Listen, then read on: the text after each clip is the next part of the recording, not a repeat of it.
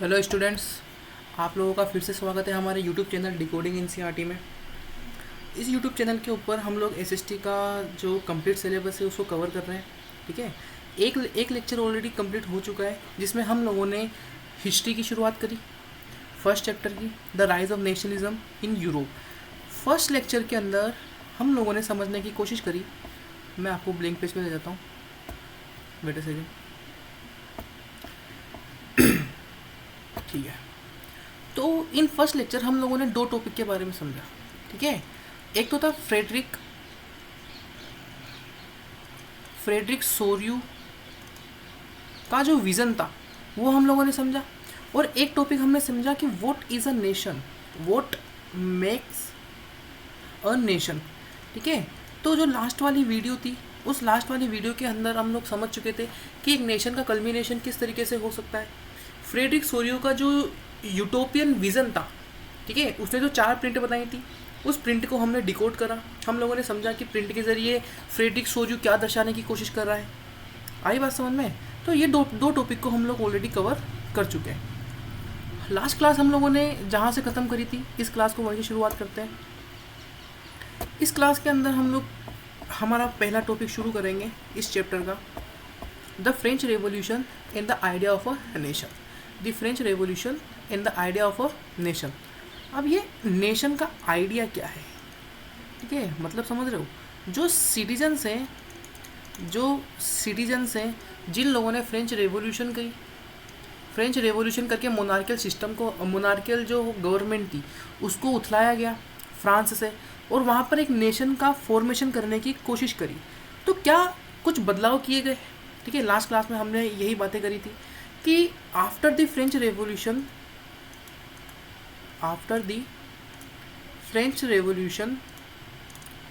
सम changes occurs.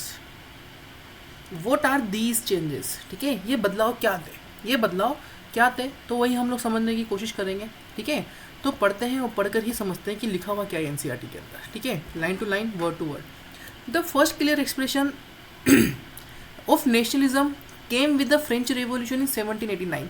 1789 के अंदर French revolution होता है, ये तो आप सभी को पता ही होगा क्योंकि 9th क्लास में आप लोग फ्रेंच रेवोल्यूशन के ऊपर कंप्लीट चैप्टर पढ़ चुके हो। ठीक है, पढ़ चुके हो कि नहीं पढ़ चुके हो? बिल्कुल पढ़ चुके हो। तो पहला क्लियर एक्सप्रेशन जो है नेशनलिज्म का, वो नेशनलिज्म का अपन को उभर कर देखने को मिलता है कब? फ्रेंच रेवोल्यूशन के साथ। कब? फ्रेंच रेवोल्यूशन के साथ। France, as you would remember, was a full flag territorial under state in 1789 under the rule of an absolute monarch. अगर अपन बात करें, ठीक है, अगर अपन बात करें समझो, 1789 का जो टाइम पीरियड था, इस टाइम पीरियड के अंदर फ्रेंच रेवोल्यूशन होता है। 1789 से पहले का जो टाइम था ना, पहले के टाइम के अंदर जो पूरा फ्रांस का जो पूरा रीजन था, वो पूरा रीजन किसके कंट्रोल में था? पूरे फ्रांस के रीजन में कौन कंट्रोल करता था? एक एब्सोल्यूट मोनार्क। कौन करता था? एक एब्सोल्यूट मोनार्क क्या करता था? ठीक है, मोनार्की हुआ करती थी। कौन सी टाइप ऑफ गवर्नमेंट हुआ करती थी? मोनार्की हुआ करती थी। जब फ्रेंच रेवोल्यूशन हुआ, फ्रेंच रेवोल्यूशन में अपन को एक बदलाव देखने को मिला। वो बदलाव क्या था? वो चेंज क्या आया कि जो पावर है ना, उस पावर का हमको शिफ्ट देखने को मिलता है।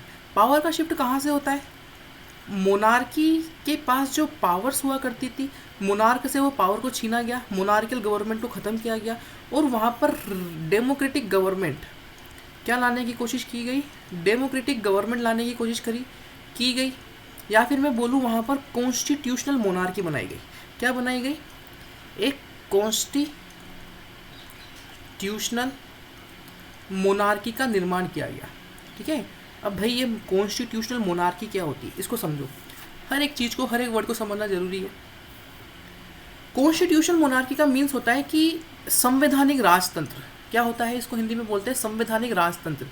कि मोनार्क तो है, राजा तो है, ठीक है, लेकिन राजा के पास अब एब्सोल्यूट पावर नहीं है। राजा के पास अब एब्सोल्यूट पावर नहीं है। राजा अपनी एब्सोल्यूट पावर का इस्तेमाल नहीं कर सकता है। राजा अपनी मनमानी नहीं कर सकता। क्या नहीं कर सकता? अपनी मनमानी नहीं कर सकता। राजा को किसके अकॉर्डिंग काम करना पड़ेगा? संविधान के अकॉर्डिंग। ठीक है, in constitutional monarchy the king is subjected to constitution. The king is subjected to constitution. संविधान राजा को जो ताकत देगा उसी ताकत के अकॉर्डिंग राजा को काम करना होगा। वो उसका मतलब क्या है, कॉन्स्टिट्यूशनल मोनार्की है। ठीक है, उस सिस्टम को अपन क्या बोलते हैं, कॉन्स्टिट्यूशनल मोनार्की बोलते हैं। मोनार्की से तो बेटर ही है। ठीक है, तो 1789 के अंदर जब हमें देखने को मिला कि फ्रेंच रेवोल्यूशन होता है, लुई 16 को मार दिया जाता है। ठीक है, लुई 16 को मार दिया जाता है और 1792 का जो टाइम पीरियड था ना, इस टाइम पीरियड के अंदर फ्रांस क्या बन चुका है, फ्रांस बन चुका है कॉन्स्टिट्यूशनल मोनार्की, जहाँ पर राजा तो है। ठीक है, लेकिन जो राजा है ना वो किसके सब्जेक्टेड है, वो कॉन्स्टिट्यूशन के सब्जेक्टेड है। मतलब राजा के पास अब अपनी एब्सोल्यूट पावर नहीं है, राजा अपनी ताकत का गलत इस्तेमाल नहीं कर सकता है। समझ रहे हो इस चीज़ को। देन आगे पढ़ते हैं, आगे क्या होता है।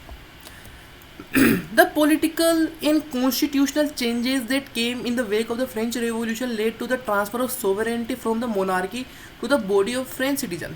ठीक है, बॉडी ऑफ फ्रेंच सिटीजन्स। सोवेरेंटी का मतलब क्या होता है, संप्रभुता। क्या होता है, संप्रभुता। ठीक है, इसका मतलब आप सीधा सीधा इसका मतलब ले लो कि पूरे राज्य की सत्ता। ठीक है, पूरे राज्य की सत्ता, जिसमें फाइनेंशियल सिस्टम भी आ गया, जिसमें डिफेंस भी आ गया, जिसमें टैक्स लेना, सब चीज़ें हो गई। तो फ्रेंच रेवोल्यूशन के साथ हमको कुछ ना कुछ पॉलिटिकल और कॉन्स्टिट्यूशनल चेंजेस। ठीक है, after French Revolution we see some political and constitutional changes that are first changes was to shift of power। ठीक है, पहला चेंज क्या हुआ था कि शिफ्ट ऑफ पावर हुआ था। ठीक है, शिफ्ट ऑफ सोवरेंटी हुआ था। कहाँ से कहाँ पे, मोनार्की से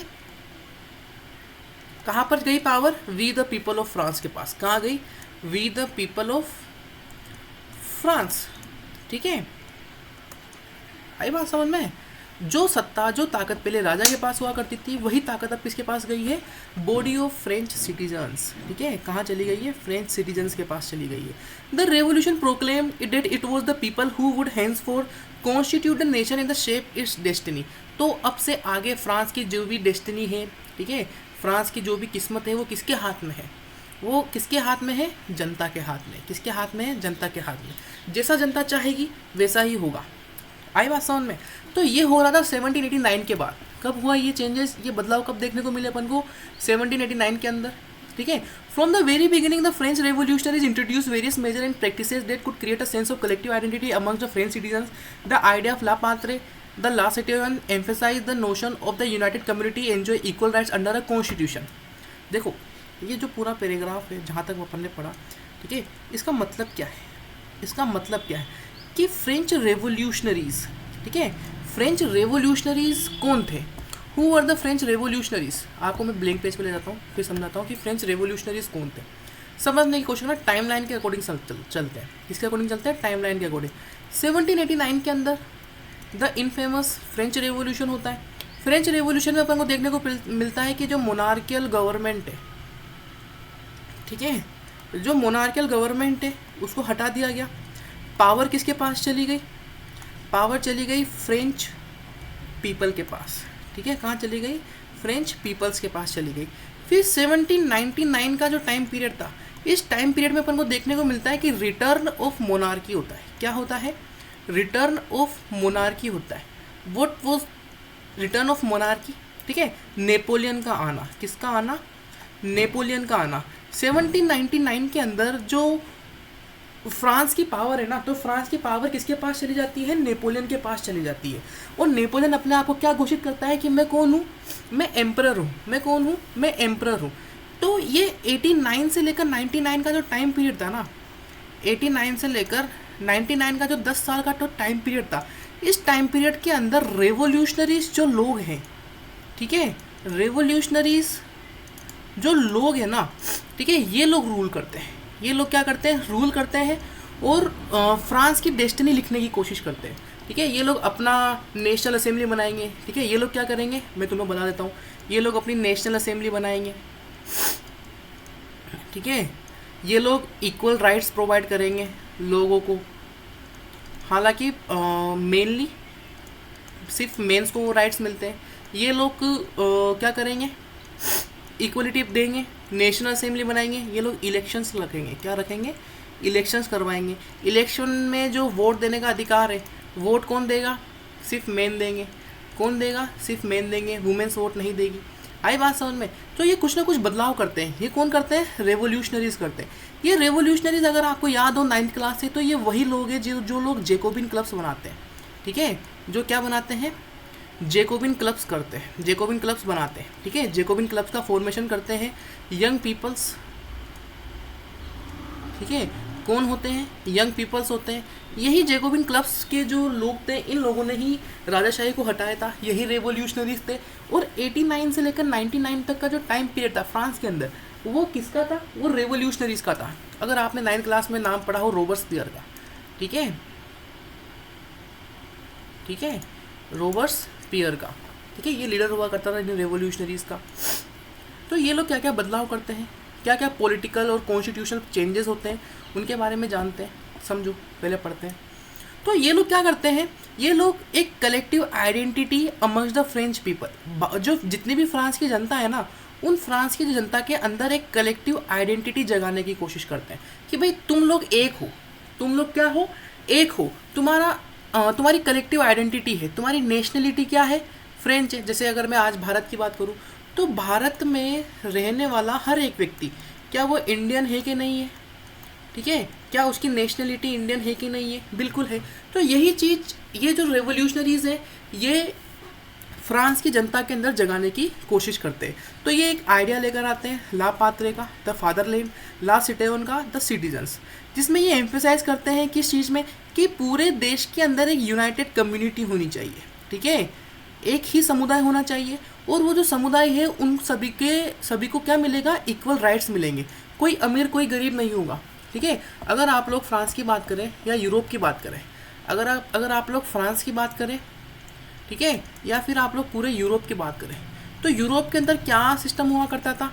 ठीक है, अपन ने देखा कि सबसे ऊपर कौन थे? मोनार्क था। ठीक है, फिर अपन को क्लर्जी क्लास देखने को मिलती है, एस्टेट 1 के लोग। ठीक है, फिर अपन को कौन देखने को मिलते हैं? नोबिलिटी देखने को मिलती है। ठीक है, नोबिलिटी कौन है? नोबिलिटी वही लोग हैं। कौन लोग हैं? एरिस्टोक्रेट है। कौन है? एरिस्टोक्रेट है, रईस लोग हैं। और जो सबसे नीचे है ना, सबसे नीचे पायदान पे कौन है? पीजेंट्स है। सबसे नीचे पायदान पे कौन है? पीजेंट्स है, आर्टिसंस है।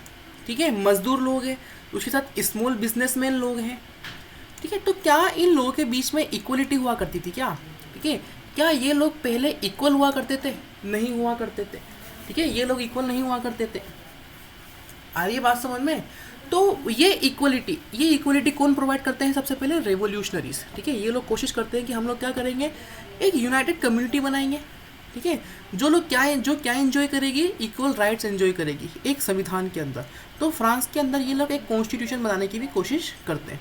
और new French flag the tricolour was chosen to replace the formal royal standard. ठीक है, अब क्या हुआ? इन लोगों ने अपना नया ट्राई कलर बनाया। इन लोगों ने क्या करा? अपना एक नया ट्राई कलर बनाया। एक नया फ्लैग बनाने की कोशिश करते हैं, नया तिरंगा बनाते हैं अपना, जो कि रिप्लेस कर देगा किसको? पुराने रॉयल स्टैंडर्ड को। मतलब लुई 16 का जो झंडा हुआ करता था 1789 में, लुई 16 बर्बन डायनेस्टी का जो फ्लैग हुआ करता था, उस फ्लैग को हटा दिया जाता है और ये लोग अपना एक नया फ्लैग बनाने की कोशिश करते हैं। The estate generals was elected by the body of active citizens and rename the national assembly. जब इलेक्शंस हुए, ठीक है, तो एस्टेट जनरल का नाम दिया गया नेशनल असेंबली। ठीक है, जो पहले एस्टेट जनरल हुआ करते थे, उसका नाम बदल के क्या कर दिया गया? नेशनल असेंबली कर दिया गया, राष्ट्रीय सभा बना दिया गया। क्या बना दिया गया? नेशनल असेंबली बना दिया गया। और इलेक्शंस लड़ने वाले कौन थे और वोट देने वाले कौन थे? वोट देने वाले थे एक्टिव सिटीजन्स। ठीक है, यही खासियत है भाई एनसीईआरटी की, रीडिंग बिटवीन द लाइन्स। जहाँ तक आप लोग लाइन में लिखे हुए चीज़ों का मतलब नहीं समझोगे ना, आप लोग कुछ नहीं समझ पाओगे। ठीक है, the elected by the body of active citizens. ठीक है, बॉडी ऑफ एक्टिव सिटीजन्स, इसका मतलब क्या है?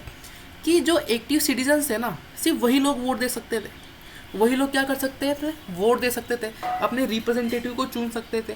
एक्टिव सिटीजन कौन थे? एक्टिव सिटीजन वो लोग थे जिनके पास प्रॉपर्टीज़ हुआ करती थी। ठीक है, जिनके पास क्या हुआ करती थी? प्रॉपर्टीज़ हुआ करती थी।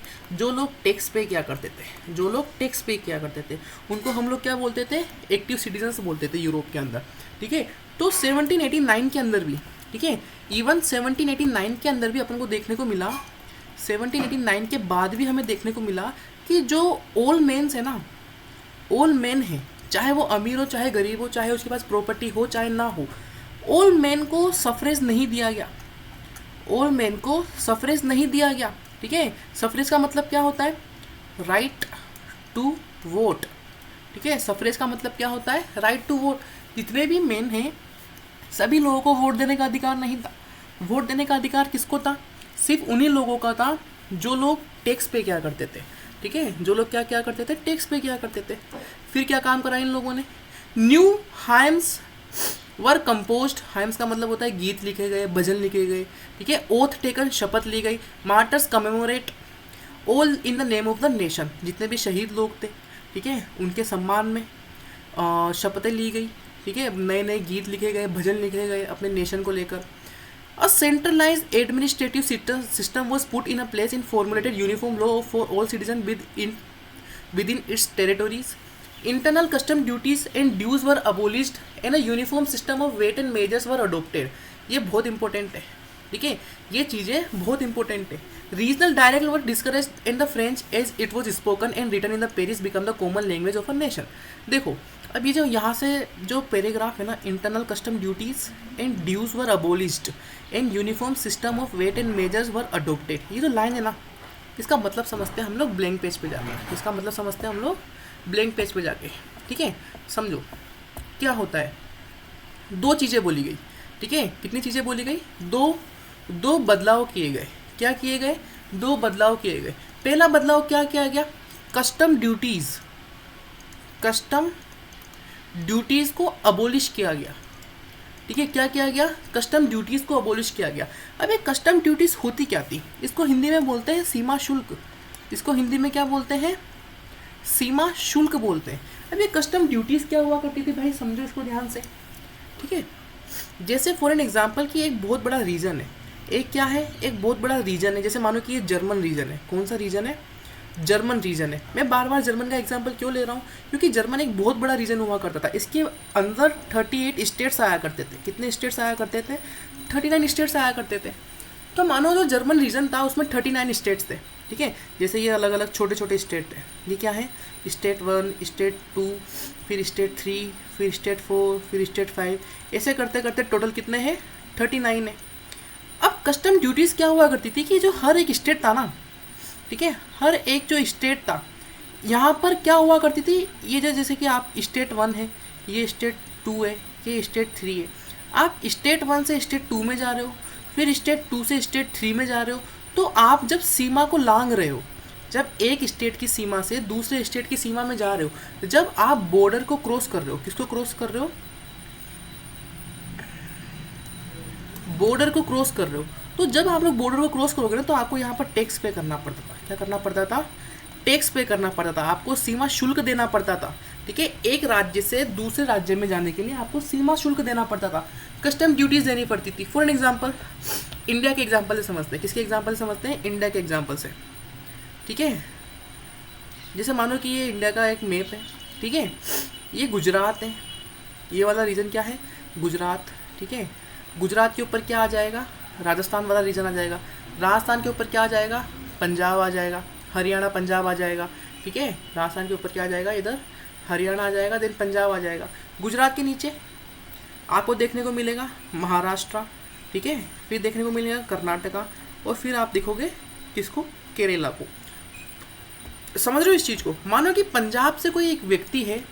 ठीक है, फॉर एन एग्जाम्पल, अगर भारत के अंदर भी कस्टम ड्यूटीज़ होती, भारत के अंदर भी कस्टम ड्यूटीज़ होती, तो वो किस तरीके से होती? अगर जैसे पंजाब है, आप लोग क्या कर रहे हो? पंजाब से पंजाब में आप क्या कर रहे हो? कपड़े बना रहे हो। क्या बना रहे हो? मान लो, वैसे कपड़े बनते नहीं है, पर अपन बात कर लेते हैं कि कोई व्यक्ति है जो क्या बना रहा है? पंजाब के अंदर क्लोथ्स बना रहा है। क्या बना रहा है? क्लोथ्स। वो कपड़े बेचने जा रहा है कहाँ पर? केरला में। उसको कपड़े कहाँ पर बेचने हैं? केरला में। तो पहले भाई पंजाब से हरियाणा जाएगा, एक स्टेट, फिर हरियाणा से राजस्थान जाएगा, सेकेंड स्टेट, फिर राजस्थान से गुजरात जाएगा, थर्ड स्टेट, गुजरात से महाराष्ट्र जाएगा, 4 स्टेट, महाराष्ट्र से कर्नाटका 5, देन कर्नाटका से केरला। यहाँ बीच में गोवा भी आता है, उसको छोड़ देते हैं अपन। ठीक है, तो पंजाब से उस व्यक्ति को केरला जाने के लिए 6 स्टेट से गुजरना पड़ेगा। कितने स्टेट से गुजरना पड़ेगा? 6 स्टेट से। और हर स्टेट की सीमा पे उसको क्या देना पड़ेगा? टैक्स देना पड़ेगा। क्या देना पड़ेगा? टैक्स पे करना पड़ेगा। तो भाई ये सही है कि गलत है? ठीक है, आप एक ही किंगडम के अंदर रह रहे हो, ठीक है, आप एक ही किंगडम के अंदर रह रहे हो, उस किंगडम के अंदर आप जब एक स्टेट से दूसरे स्टेट में जा रहे हो तो आपको टैक्स पे करना पड़ेगा। ठीक है, तो भाई एक बार बताओ, जब कोई व्यक्ति एक स्टेट से 39 स्टेट पे जाएगा, from 1 state to 39th state पे अगर कोई व्यक्ति जाएगा तो उसको 39 बार टैक्स देना पड़ेगा। ठीक है, तो भाई वो टैक्स पे करता रह जाएगा तो कमाएगा क्या? वो टैक्स पे करता रह जाएगा तो वो कमाएगा क्या? आ रही है बात समझ में? तो ये कस्टम ड्यूटीज़ हुआ करती थी। ये क्या हुआ करती थी? कस्टम ड्यूटीज़ हुआ करती थी। इस कस्टम ड्यूटीज़ को अबोलिश किया गया। जितने भी ड्यूज़ थे, ड्यूज़ मतलब जितने भी कर्जे थे लोगों के ऊपर, उन कर्जों को माफ़ किया गया। एक यूनिफॉर्म वेट और मेजर सिस्टम। अब देखो एक और चीज़ आई है, यूनिफॉर्म वेट और मेजर सिस्टम, इसको भी समझो। ठीक है, ये तो एक चीज़ हो गई। सेकेंड चीज़ क्या है? सेकेंड चीज़ है uniform weight and measure system. Weight और मेजर सिस्टम का मतलब क्या है? नाप तोल का सिस्टम। कैसा सिस्टम? नाप तोल का। फॉर एन एग्जांपल कि हर एक स्टेट का अपना अपना वेट और मेजर सिस्टम हुआ करता था। हर एक स्टेट का अपना अपना अलग अलग वेट और मेजर सिस्टम हुआ करता था। फॉर एन एग्जांपल जैसे स्टेट 1 है, ठीक है, स्टेट 1 के अंदर 1 मीटर में, ठीक है, 100 सेंटीमीटर कपड़ा आता है। कितना सेंटीमीटर आता है? 100 सेंटीमीटर। स्टेट 2 के अंदर 1 मीटर में वो लोग बोलेंगे कि भाई हम 95 मीटर ही कपड़ा देंगे, 95 सेंटीमीटर ही कपड़ा देंगे। फिर स्टेट 3 के अंदर वो लोग क्या बोलेंगे कि हमारे यहाँ 1 मीटर में हम 105 सेंटीमीटर कपड़ा देंगे। स्टेट 4 में जाओगे, वो लोग बोलेंगे हम 1 मीटर में 85 सेंटीमीटर कपड़ा देंगे। ठीक है, तो कोई एक व्यक्ति स्टेट 1 से स्टेट 4 में जा रहा है और मानो कि वो 1 मीटर कपड़ा लेकर जा रहा है, तो 1 मीटर कपड़ा उसका स्टेट 4 में जाकर कितना हो जाएगा? 85 सेंटीमीटर हो जाएगा। कितना हो जाएगा? 85 सेंटीमीटर हो जाएगा। एक और एग्जांपल लो कि स्टेट 1 के अंदर 1 kg का मतलब है, मान लो कि 1000 ग्राम है। कितना ग्राम है? 1000 ग्राम है।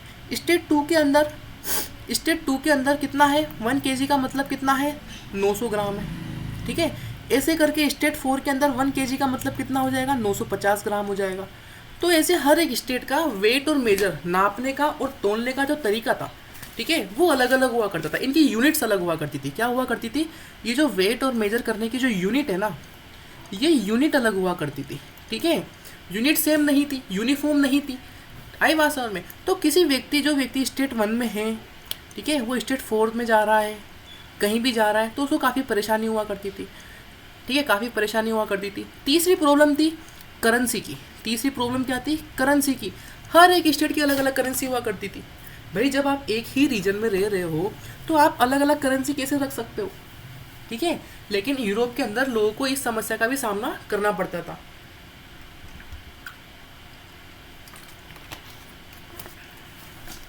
आ रही बात समझ में?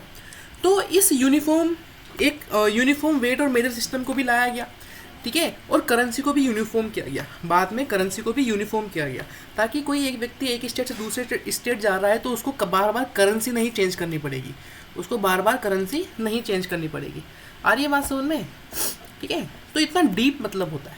ठीक है, ये जो छोटे छोटे वर्ड्स लिखे हुए हैं ना, कस्टम ड्यूटीज़ हो गया, ठीक है, वेट और मेजर सिस्टम हो गया, ये काफ़ी डीप मीनिंग होते हैं इनके। इनको समझना बहुत ज़्यादा ज़रूरी है। तो ये बदलाव किए गए। ये कौन से बदलाव होते हैं? Political changes. इनको क्या बोलेंगे अपन? पॉलिटिकल चेंजेस बोलेंगे। फिर क्या हुआ कि regional dialect were discourage as French as it was spoken in written in the Paris become the common language of a nation.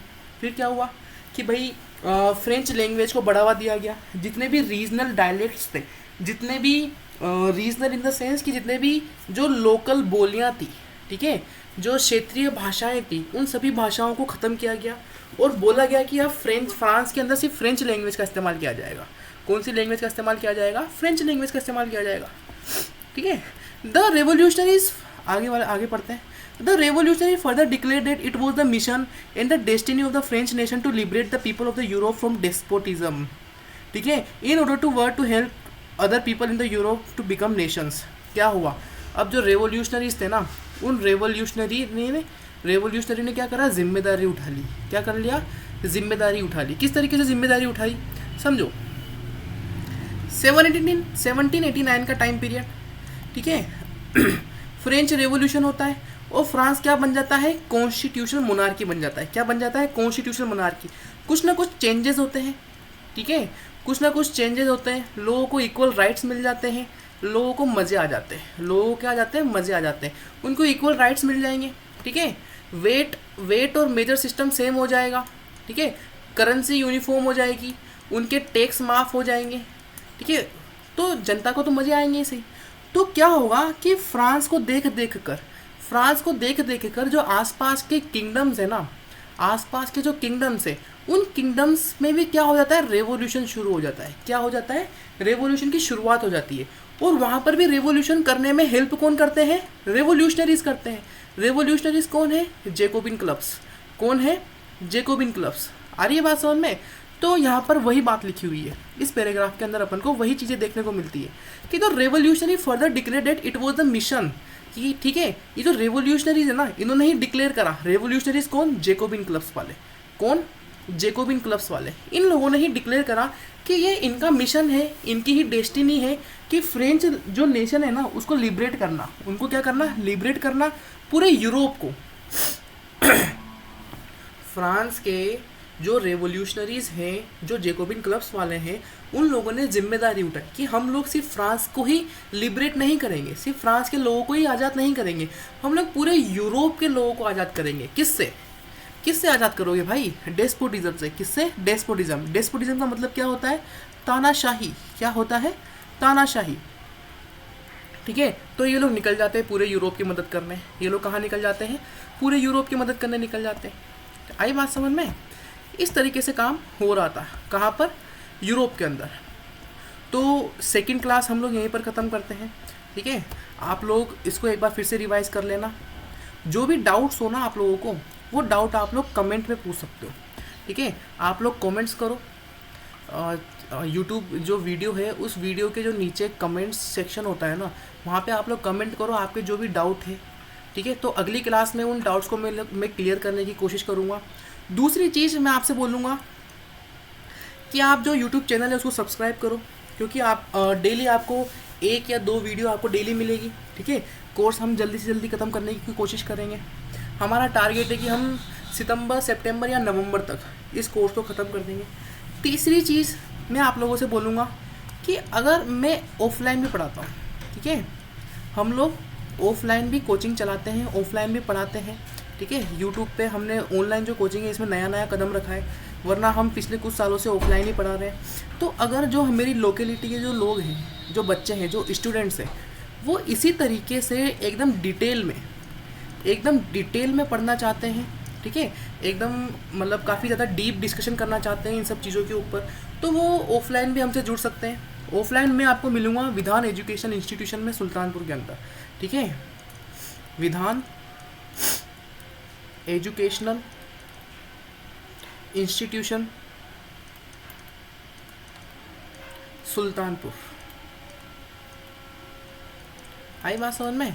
तो अगर आप हम लोगों से ऑफलाइन जुड़ना चाहते हो, ऑफलाइन कोचिंग लेना चाहते हो, जो भी हमारे सुल्तानपुर के आसपास के गांव के जितने भी स्टूडेंट्स हैं, तो हमसे ऑफलाइन भी जुड़ सकते हैं। विधान एजुकेशन इंस्टीट्यूशन में वो लोग डिस्कस कर सकते हैं, फ़ोन कर सकते हैं, ठीक है। Thank you so much.